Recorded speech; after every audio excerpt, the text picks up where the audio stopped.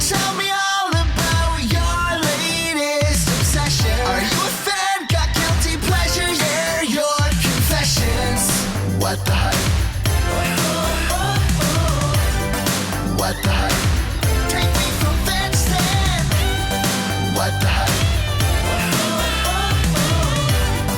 What the hype? Ooh, what's the hype? Yeah. What the hype? Welcome back to What the Hype. This week, we're going to be chatting about The Boys, which is a series on Amazon Prime. We'll get into a little bit more of what it's about here in a moment. But I first just want to say I'm so excited to be talking about this today because this is a show that I've been into for quite some time. So before we go any further, just want to introduce our panel. I'm Laura, leading you through this primer episode on The Boys, and I'm here with Andrew, Pam, and Eric. Hey, y'all. Thank you so much for being here, and thank you for doing your homework because y'all have been getting into The Boys as well. We have been watching the show for the podcast, and I'm glad you suggested we do an episode or episodes on The Boys because it's been great, as we'll get into. Yeah, I am really obsessed with this show for a number of reasons, but just to give anyone who may be completely new to the concept a little overview here. The Boys is, like I said, a live action show on Amazon Prime, based on the superhero comic series of the same name. However, this is not your mother's superhero story. Most of the big name heroes in The Boys are corrupted by their power, fame, and influence. And the story ultimately follows the Boys, which is a vigilante squad whose mission is to combat and expose superpowered individuals who abuse their powers. Corporate and government interests come together to fuel this corruption through the Vought American superhero team called the Seven, which is led by Homelander, who I'm sure we're going to talk quite a bit about today because holy shit. But anyway, I just kind of wanted to hear from y'all. It sounds like whether you started watching it in the last week or whether you started watching it in the last month or so, it seems like it really gripped all of you, which I'm really excited about because I felt the same way when I was watching this. So what hooked you guys about The Boys? What made you want to keep going? I have been a little burnt out on Marvel, and I've never really been into DC. Just because I know the stories are different, but I don't know. It's just, there's been so much, and there's so much going on even right now, even though they're trying to roll things back a little bit. I'm just burnt out on it. And I wanted to give The Boys a try because A, I've heard very good things from Laura as well as a couple other friends. And B, my understanding was that it was going to be a different superhero story. What really hooked me about this is that the superheroes are not the good guys, at least a few of them at the beginning. And it's very interesting getting this behind the scenes look at the business of superheroes, if you will. So it's been fun getting this inside look at the world of some not very good superheroes, even though outwardly they come off as a gift to the world, an incredible group of seven. So I have a confession to make, which is that I have tried to start this series like at least 3 times before hopping onto this podcast. And it's way bloodier in kind of like a very like stomach churning way than I expected it to be the first time I, came into it. I obviously, I work in entertainment. So I'd heard really good things. I've heard that Jack Quaid is phenomenal in this as Huey. I've heard the show is fantastic and the writing is really good. And I was so excited the first time I sat down to finally watch the pilot. And I was like, I don't know if I can do this, if it's going to be this bloody and this like blood and guts all the time. And so I had tried a few times before, but when we started doing this show, one of the things that excites me most about what the hype is that it gives us a chance to try new things. So I was like, okay, if Yeah. Laura really likes it, like I trust Laura's judgment. I'm just going to power through the first bloody scene and we're going to get through it. And after that, it was like I was hooked right away as soon as we got into all this stuff happening at Vought, which is the company that kind of spearheads marketing the superheroes. And as a little media junkie myself, I was just really fascinated by like the PR and the business aspect of all of this, like Andrew was kind of alluding to. So Okay, that's so my we like it for origin similar story reasons. for Yeah. the boys. Yeah. And I think you'll really like how the plot unfolds around Vought. As you start getting further into the series, it'll make you like simultaneously angry, but at the same time, there's catharsis in it because you're like, oh, this is very clearly a commentary on the world that we live in. Mhm. Eric, you had actually texted me saying something similar. Yeah, I remember saying, so there's like next to no metaphor in this, right? Like it's the lightest metaphor ever. They don't really need to do anything. The way that the show's POV, takes you through the fact that all of these people are actually awful people. And in fact, Laura, like you said, there will be characters that you do not like, and because they're awful people, and they're allowed to be awful. And normally, I think the thing that shocks me the most is after seeing the first 3 episodes this week, as you mentioned, I'm still hooked. And normally, I can't watch shows that were like good people have bad things happen, that like awful people are just running amok. Like I can't watch The Office. And I get that that's pretty tame, but it's like, it's Yeah. not my cup of tea. It's not my like chosen escapism. I can handle the gore, although that, is kind of a case by case basis. But like Andrew, superhero fatigue and market oversaturation for superhero movies and shows is so high that is pretty much why I have not seen it sooner. Like it's been airing since 2019. So I would say like it really has to be the right series of things. I have another friend who loves everything superhero, but hasn't watched The Boys yet because the idea of what if superheroes are awful is in itself possibly dystopian and like a turnoff. Because like my friend likes the idea, what if Superman were actually good? Because he finds it more interesting than what if Superman were bad. Anyway, so the pilot, which I think is one of the best TV pilots. So the first episode of So season good. 1 did 3 things right, and now I'm hooked. And this is why I'm Mm. hooked. 1, it shouted out James Taylor, whose music I love. 2, there are Aussies, and they're allowed to use their Aussie accents. So Carl Mhm. Urban in particular, who plays Butcher, and science saved someone's life. And those are the 3 things. And I'm like, I can identify why I love this show, and that got me hooked. Wow. Yeah, there's a lot of good music references across the series that I've seen so far. Yeah.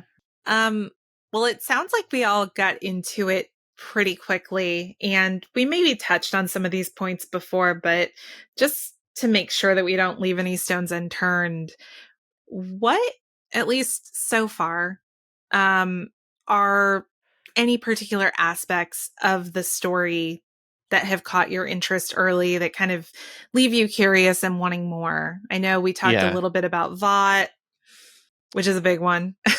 Yeah. Mhm. Another thing that really stood out to me and what I continue to enjoy about this show is that Vought actually reminds me of what I assume it would be like to work behind the scenes at the royal family, to be a part of the firm. Ah, okay. Which Everyone- royal family is that? Any royal family or Later, the later on in this the- episode, Andrew's the going to be one. like, "The Boys is for you if you like the crown." That's Yeah. kind of, I mean, I like the crowd too, so that's kind of how I'm feeling. So wait, I have a Everyone's- question for you. Do you think Kate Middleton is like alive? Because Oh, there's a I whole believe she's conspiracy alive. happening Proven, right? now. it was answered where she went for that period of time. Well, Yeah, there yeah. are conspiracies around it. If you wanted to take like a boys-esque attitude towards that whole thing, you could. Oh but man. but she Anyway. also she ended up having very serious health issues Yes, that are course. still ongoing. So it's no longer trendy to speculate about what happened to Kate.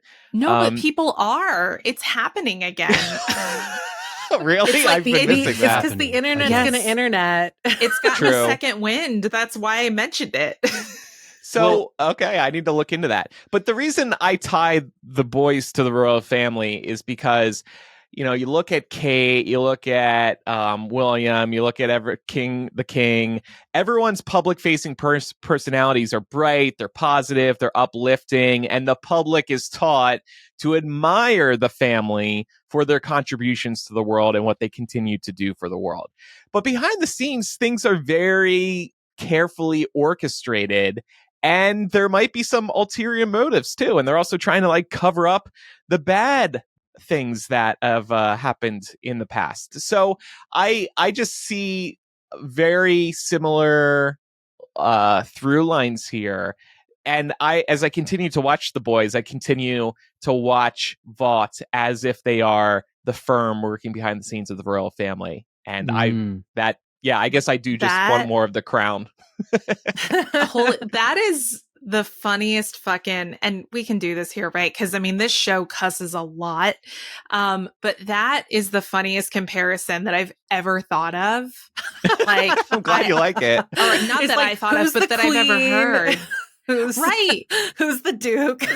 Right. I want to know in this headcanon, who is the queen? Oh my gosh.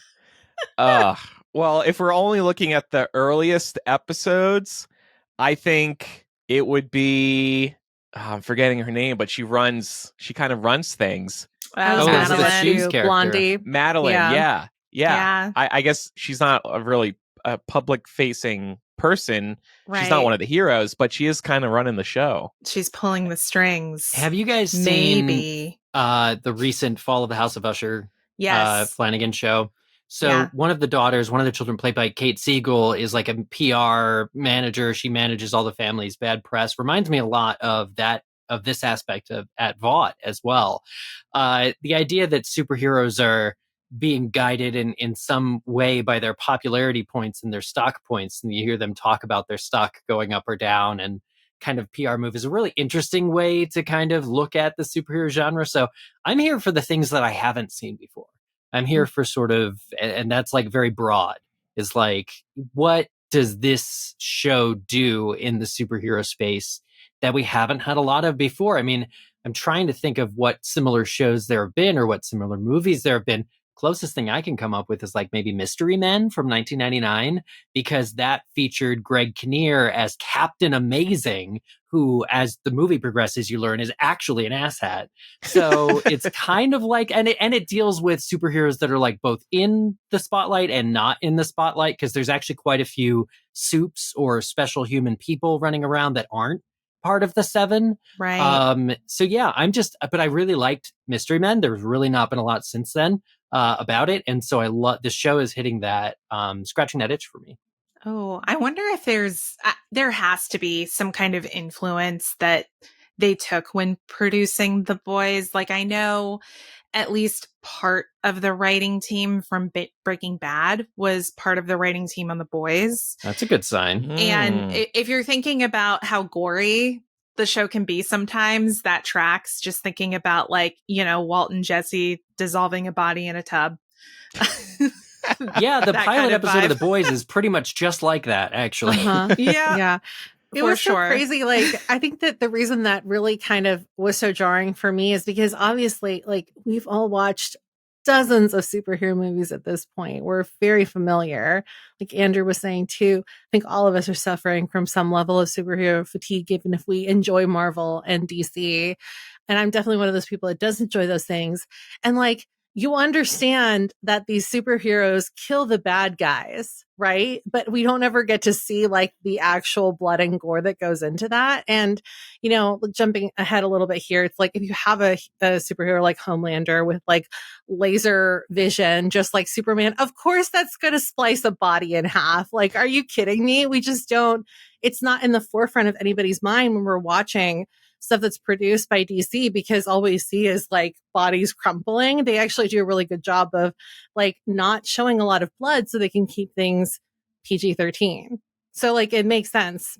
But also it was just super jarring because it's just not what we're used to seeing. And I think that they utilize that very well to kind of show that there are like light and dark sides even to people that are supposed to be saviors in society. Yeah. You've been bringing up the gore a lot, and I'm sorry it's rocking you, Pam. But I would also add to people who haven't seen it yet, it's not crazy gory. Like, yes, there are some moments, there are some episodes, but I would actually say there are many shocking things in the series that aren't tied to gore. I mean, there's like one thing in particular that happens, I guess, I don't know, somewhere in season 1 or season 2 that I'm still like having nightmares about just because of how it freaks me out. It's something sexual that occurs, but Oh, Okay, got it. Is it with Pop Claw? no, it happens with the Deep, and it's just Yeah, I know what you're talking about. Yeah. Although So, the Pop Claw one was also equally. Yeah, it's pretty yeah. crazy. And I mean, I do feel like the Pop Claw one is, I mean, the show's been out since 2019. So I feel like if somebody's listening to this, hoping to get into The Boys, like if we get into some minor spoilers, you know, from the first couple of episodes, I think it's fine. But she basically has an arrangement with her landlord where she trades sexual favors for rent. And she loads up on some Compound V, which is essentially a soup's version of steroids. And she's too amped and she's sitting on the guy's face and his head just goes pop. It's really messy. All right, well, we got to go dose up on some Compound V, so we'll be back in a minute. But until then, check out some words from these sponsors.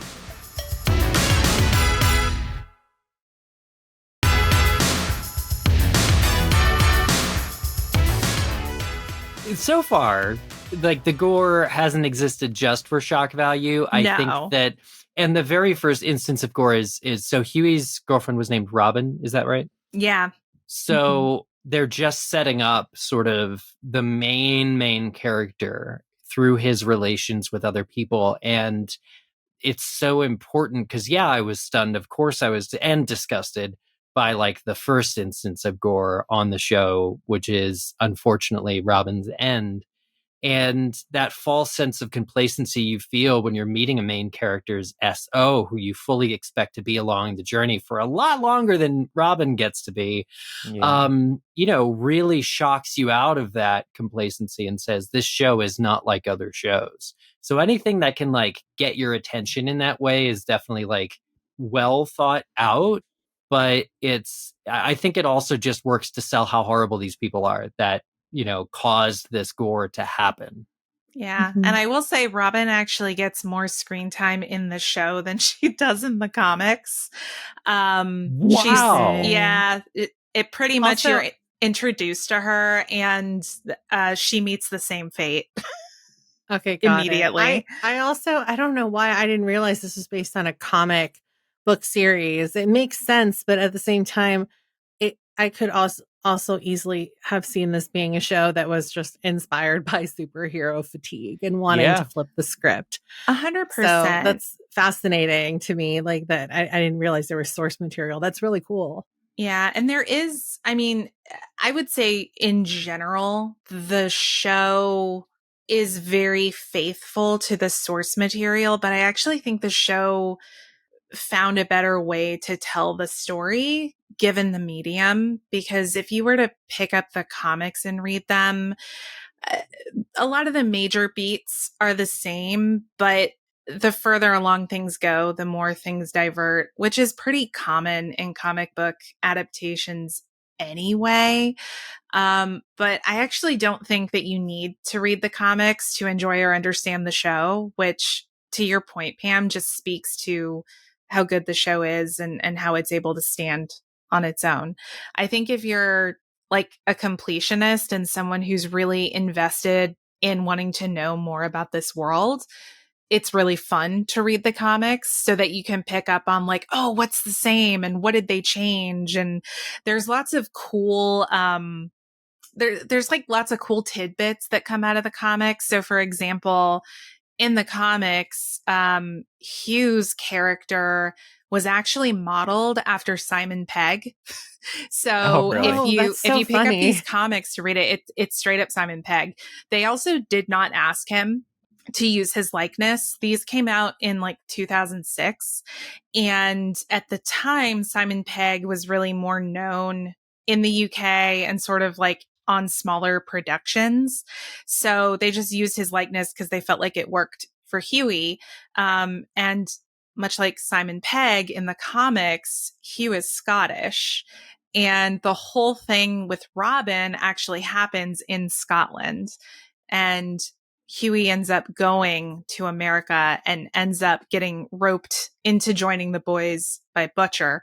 But because it was determined that Simon Pegg was too old to play the character of Huey as they wanted to present him in the show, they ended up casting him as Hugh Campbell Sr., which is why you see him in there. It's a nod to, you know, the original inspiration. That's really cool They because drew in the I comics. I was Yeah. excited to see him, but I was like, damn, this almost kind of feels like too small of a role for Simon Pegg as Yeah. we know him now, you know. But I think that's really cool that he was game to kind of come in and do that because it's an homage, a nice little nod to the comic books. I've never heard him do an American accent before. I know that I know, was he's also great. jarring. Yeah, the first episode, I was like, "Is that Simon Pegg? It can't be." And then I was like, "Oh, this is Simon Pegg." Yeah, Doing and an if you American pick up the comics, literally, it is Simon Pegg. That's hilarious. Like, it's funny. When I first opened it, I was like, what? Because I read the comics after I watched the show. I saw the show first, and I just liked it so much that I was really interested in the source material. And they've got these giant, like, omnibus versions of everything. There's Oh, like she's got a 6 big volumes one. of them. Mm. Oh yeah, there's 6 of these, so plenty of reading if you're looking for some. So Andrew, you said The Boys is for you if you like The Crown. Well, I don't know if that would be the first. I have to think show there I'd are some compare it points, to. some areas where it diverges.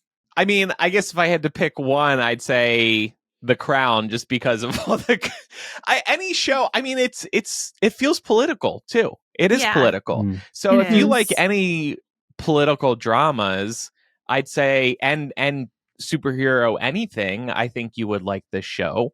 Yeah. I feel like, it does a really good job of capturing that intersection of like private interests and government interests. Because again, y'all touched on the fact that there are entire franchises around these heroes. It's all run through Vought. Vought runs the 7, but they also manage a lot of other lower level heroes, and they have major motion pictures about them. You'll actually see movies made about things that happen in The Boys, and Vought definitely reframes history in the way those are made. Nice. They have TV shows about these heroes. And all the while, and you see this really early on in season 1, Vought is trying to get their heroes into the US military. They're like trying to get the military to agree to having superpowered people in the ranks to hunt down terrorists. Because it'd be good business. Yeah, exactly. I mean, they're providing something to the government that the government's going to constantly need to funnel money into. So it's the way that they're kind of walking that line of being like, we're a private company, but we're also benefiting off of public interests. Yeah. And those public interests aren't actually in the interest of the public.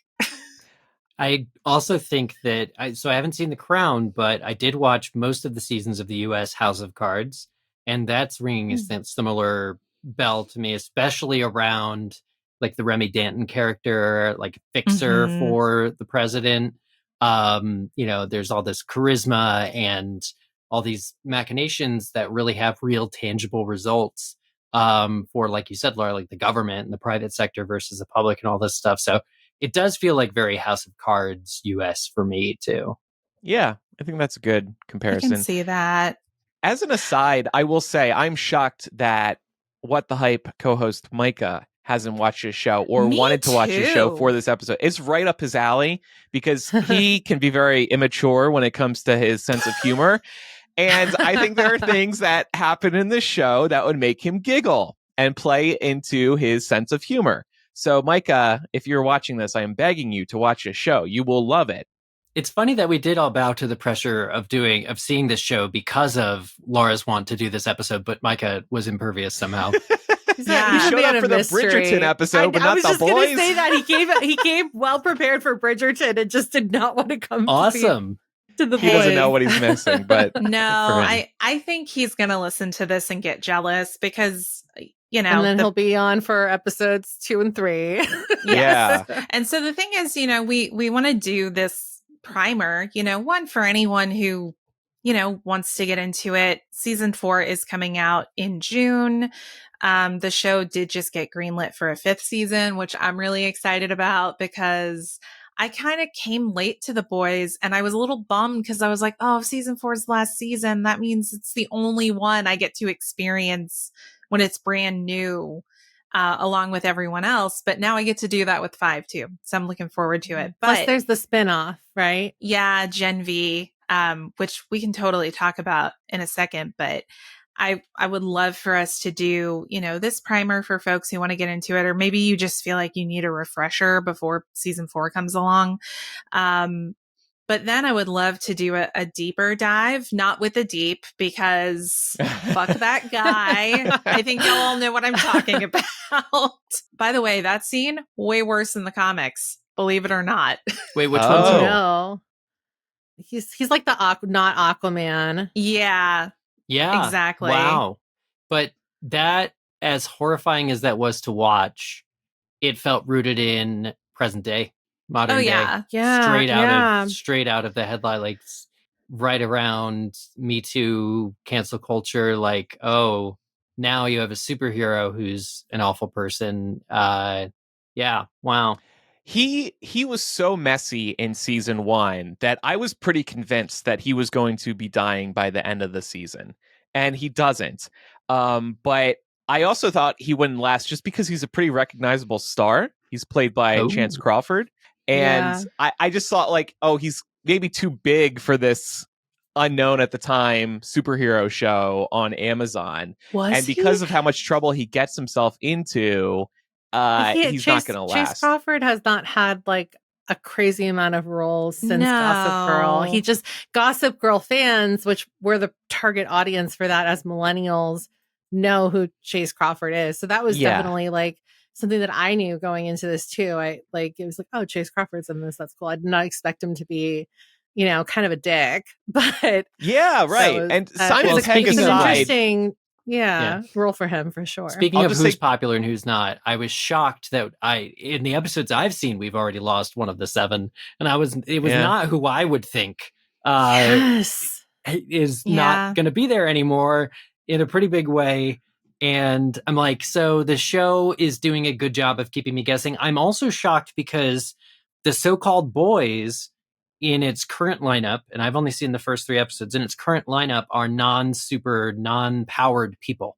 So you have this real dynamic where they're screwed. Like it's David and Goliath. Like they are absolutely going up against these insanely overpowered humans. And they are, I mean, Huey worked at an audiovisual store, so he knows some tech stuff, but how are they going to survive against these odds is an interesting kind of journey that you want to watch.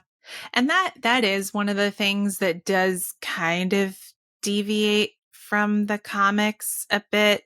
For one, the show kind of alludes to it, but really we're brought into the comics, into the story around the same point, but it does the work to establish that the boys already existed in the past. And it was this like unofficial CIA ops group that included Butcher, Mother's Milk, Frenchie, someone else by the name of Mallory, who I think some of She you gets might name have. dropped. Yeah, she gets name dropped. And then Kimiko, who uh, that is only her name in the show. In the comics, she's just referred to as the female of the species. And in the show, they kind of establish her like, oh, we just found her like trapped in a basement. And it turned out she had superpowered abilities. Really, in the source material, she was part of the boys the first time around before they disbanded. Oh, interesting. Yeah. So that's just a little more background. Can I say something quick before we get too far away from this? Chase Yeah. Crawford, I think I called him Chance earlier. Chase Crawford, to me, he was the most recognizable, setting aside Simon Pegg. And so I guess that's why I elevated him to like, he's too popular for the show status. No, sure. I mean, Andrew too is the number popular. one Chase I don't- Crawford. yeah, I mean, He's this too whole perfect cast, for this though- show. No, that's so funny. Honestly, I was looking at Erin Moriarty in the first couple episodes and I was like, is that Kristen Bell? It's not. It's like discount Kristen Bell. I mean, she can act as well or better than Kristen Bell. But then I looked at who plays Homelander? Anthony Starr. And I was like, is that Chris Pratt? It was like not. So we got discount Chris Pratt, discount Kristen Bell. You know, it's just like going into it, I'm like, these are the connections my brain wants to make. Only because I don't know these people yet, but I mean, their acting is superb. Like you can tell that they know what they're doing. Like they know their characters very well. And I think it's intentional. I mean, y'all already picked up on the comparisons, right? Like Homelander is meant to be Superman, A-Train is the Flash, Black Noir is Batman, The Deep is Aquaman, Queen Maeve is Wonder Woman, right? They're just like worse versions of all these people. Yeah. It's basically the Justice League, which is another funny thing because originally The Boys was pitched to the DCU and the God, what was it? The creative director or the executive director at the time actually read The Boys, loved it, and was like, this cannot exist in the DCU. Yeah, heck no. So It would undo all in an instant all that hard work that executives and Warner Brothers are pouring into the DCU, trying to make it a Right. self-respecting, respectable, cohesive piece of art. yeah. So With incredibly good superheroes. Amazingly memorable superheroes for Yeah. sure. So I mean, it's completely true that they're, in addition to modeling these heroes after the existing heroes that we all know and love, maybe, they're modeling the actors too, right? They want you to look at Homelander and be like, he kind of reminds me of Superman, or maybe even Captain America. Maybe it's Yeah. the American flag cape that Captain he wears. America Yeah, no, has been the correlation I've been drawing. I have definitely seen, Chris I think it's the Evans. hair.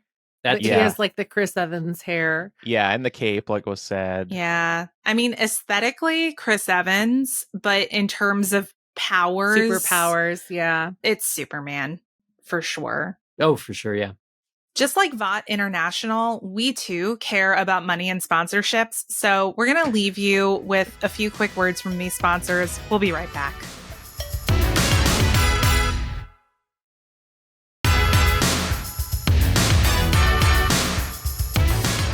We can talk about Gen V a little bit.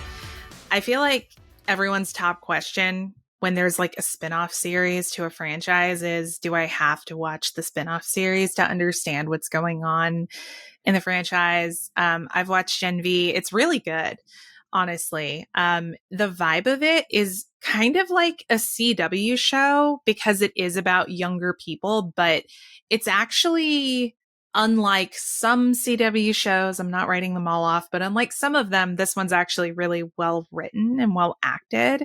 So I would recommend it. I think that it can like enhance the overall story for you if you're a completionist like me. However, the showrunner and the series creator said that Gen V is really intended to be a standalone show, and that although it exists in the boys universe and there is some crossover and you will see some cameos from the Boys series, you don't necessarily need to watch it to be able to enjoy the Boys, which I imagine comes as a relief that you're like, oh, I don't have to watch one more thing in this era of peak TV.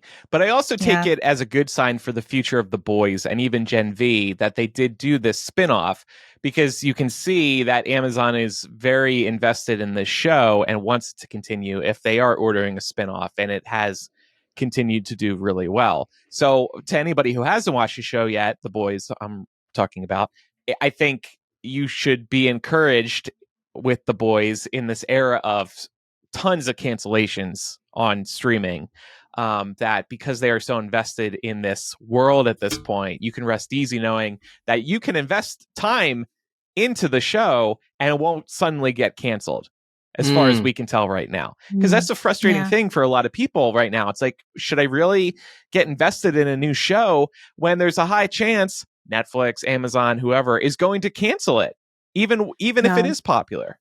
Well, here's a good question for you, Laura. As somebody who's already read the comics, do you see the show going past 5 seasons in relation to how they're pacing out the story now? That's a really good question.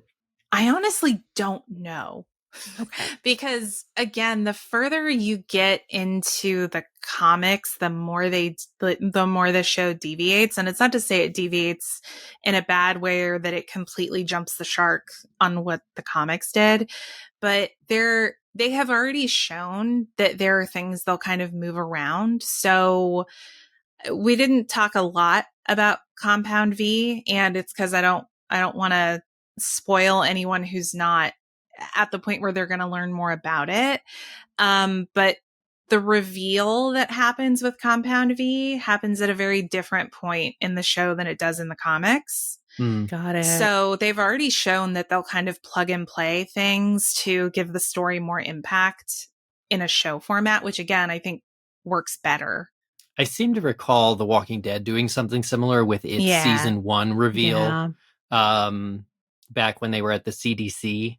It's like the whole season they spend it getting to the CDC and they find something important out about the virus. So I remember hearing that was somewhere different in the comics. My question for you, Laura, regarding the TV show is every season, does it make sense that they've cut the story where they have for each season? Like, is each season about something different, or kind of how is that? So I would say there's an overall narrative that crosses through every season, but there are different story beats that are like confined to each season. And there are some really good cliffhangers that are going to make you want to go, oh shit, like I just finished season 1. I have no choice but to start season 2 right now because I can't walk away with it like this. I'll keep that in mind. Episode to episode, season to season, I've been very pleased with the cliffhangers. They end on some really good ones. And how far along are you, Andrew? Like cheap cliffhangers either. Yeah. I've been meaning to bring this up, Eric. I'm almost through season 2. I think I'm up to episode 6, and there's 8 episodes per season. So, yeah. It's continuing. I continue to enjoy it. It is a little daunting to get through 4 seasons plus a spinoff, but I want to. It's just it's a big commitment. You're almost this is there, where the though. 8 episode. Yeah, I was going to say this is where the 8 episode norm on streaming really pays off for people that are trying to catch up. As much as I would really love to see the 22 to 24 episode seasons make a resurgence, it is very helpful. So I'm really curious, as we kind of wrap up our primer discussion here, to hear what y'all think might be coming. And specifically, I want to ask y'all for some predictions about Vought. Like, I'm very curious to see how you think things with Vought might play out, just because of the conversation we've had here today and also based on what you've seen so far. So I hope these mother effers are finally exposed. That's actually what I really hope, that Vought and the Soups, the especially bad ones, are exposed for who they really are. And I would like to see them then have to face the challenge of clawing back the public perception of them. If the people, the normal people in this show learned about how awful Homelander is, he's a real asshole. And he does some terrible things in this show. One thing just like made my heart sink. It involves a plane. I won't say I was anymore. going to say that I Oh, think I've that's seen what it. you were talking about. Okay, Yeah, it's that's already the end of the first episode, right? Not No. I don't think the first. Maybe the first. I really I don't don't Maybe. think it's the first. It's been a while since I watched it's the like first the episode. fifth, the fourth or the fifth. or Well, it's something it's like within that. the first three. Yeah. Yeah. Oh, is it? Okay. It happens. Maybe it's at the end of I 3. feel like but- they pack a lot into these episodes. And They it's do. incredible, but they don't feel slow. Everything moves really fast. Yeah, and Mhm. some episodes even go over the hour mark, and this is without commercials. I think an Mhm. episode I watched last night was like an hour 10. But yeah, I want to see Vought exposed for the assholes Yeah. that they are, because I would like to then see, since we do get this behind the scenes look at the business of superheroes, I would like to see them claw that public perception back. And I already said I'm surprised the Deep has lasted this long, just because he is such a mess. But Honestly, he has a hole to they've- work himself out of too right now, at least where I'm at. yeah. They've established him as the comic relief, honestly, because like he's a joke. He can't do anything right. No. He's a hot joke, though. That's true. He's there for the eye candy. But it's like, it's so tarnished because he's such an asshole. I Yeah. know. And the thing is, again, and I keep going back to the comics because it's so interesting to me to see some of the choices they've made. In the comics, what happens, with the Deep and Starlight, he basically is propositioning her for favors so that she can join the Seven. He's not even the one who does that in the comics. Oh wow. Yeah. And Whoa. I think it's really interesting that they made that choice. And then they're like, now that we made you hate this character, we're going to make you laugh at all of his misfortunes and how his particular, ability to be able to communicate with aquatic life always, kind of misfires on him and has disastrous I results. saw there's a moment where they find a suitcase in the ocean and Homelander's like, a porpoise found it. It was a porpoise. And it's just very fun Yeah. to see him ridicule the hell out of the Deep. If I had to make I was going to say really please. quickly, I feel like we haven't talked about Starlight a lot, but one thing I did want to say before we start winding down is that I really like how you have Huey and Starlight at the kind of the center of this, and they're both being plunged into these new worlds that they yeah. in some ways didn't Mhm. really ask to be a part of, and the tug of war that they're both experiencing is very different, but I really appreciate kind of how it mirrors each other, even though they're in two different circumstances. And they're really great introductions into both of these sides of the story that we're basically getting. So That's a great Yeah. point. I Pam, love yeah. them together, too. Yeah, me They're too. cute. But no, I Mhm. love it, Pam, because like from Huey's perspective, you're getting the regular, the layman who has unfortunately had someone he cared about taken from him by a soup.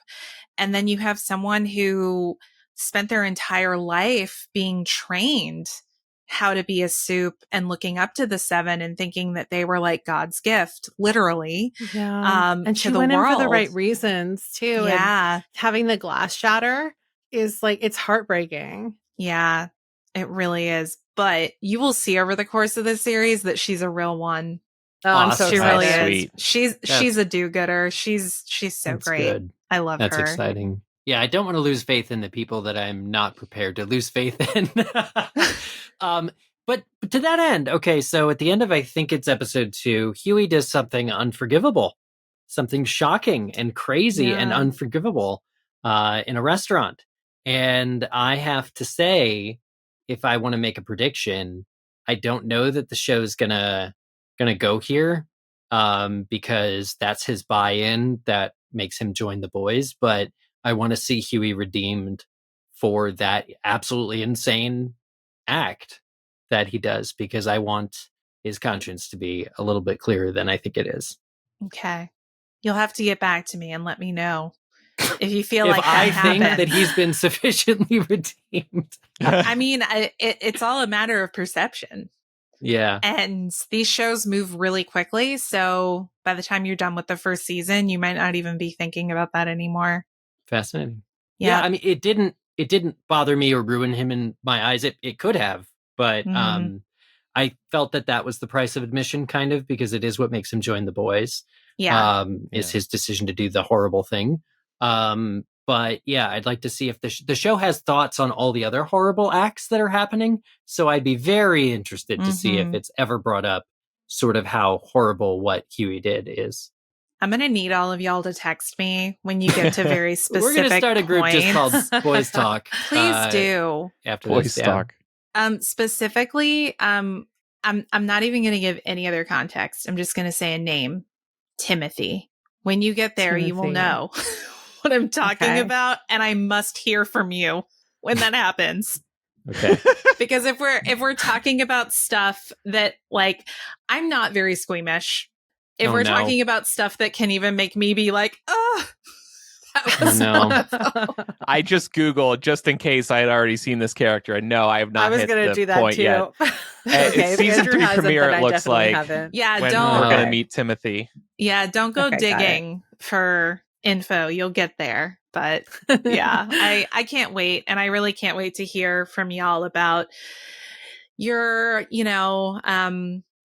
watch throughs at home. I really hope that we're able to do some kind of deep dive here soon once you get all caught up on the series. And then I would really, really love to do a season 4 reaction. So I'm like already planning out and mapping out what that could look like.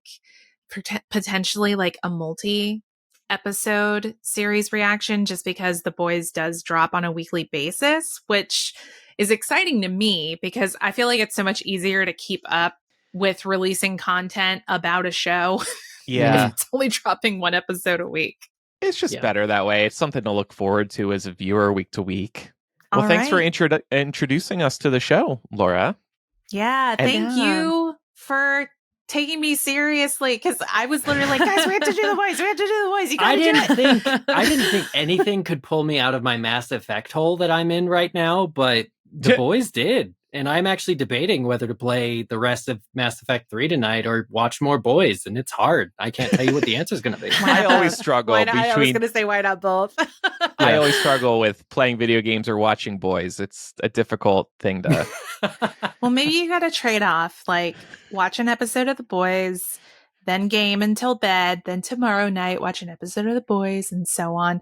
Although you have a birthday coming up, Andrew, so I don't know if you want to spend your birthday gaming and watching The Boys, or Yeah, although maybe that's whenever you're- exactly what you want to do. It went over your head, Laura, but that was actually a gay joke. I was saying watching boys like other boys. Never mind. I think Eric see? got it, but you did. I didn't get it, actually. No, that Oh, was really really? clever. Oh, okay. Yeah, Never no, mind. I just have one of those faces that seems like I'm in on the joke. It's See, not- you know what? I'm super bummed that I missed that because it was very good. It was so casual. I didn't It's even very think anything clever. of it. Sometimes Yeah. the humor's too dry. Yeah, that's okay. Well, do you have a friend or family member who needs to be convinced to watch The Boys? Share this episode with them and tell them that What the Hype walks through every aspect of pop culture each week. We are a new show, so we need your support. First of all, follow us in your podcast app and leave a review, hopefully 5 stars, or else Homelander might be paying you a visit. Just kidding. This is going to help make the show a success. It is really, really important in the early days of our show. Second, you can stay connected with us. We're on TikTok, YouTube, Twitch, and Instagram as What the Hype Podcast. On X, we're What the Hype Show. And our website is whatthehypepodcast.com. And of course, if you want to email us about anything, you can do that at whatthehypepodcast@gmail.com. For those of you who are adults, we have the WTF edition of What the Hype. And I will say there's at least one topic we discussed today that's going to be exclusively available in the WTF edition of What the Hype. Because I was thinking about children listening to it on my because it was like, Oh, yeah, that's true. Ooh. yeah. So follow that for the uncensored versions of this show. Yes, please do. Well, that is the hype, everyone. Bye. Bye. Bye.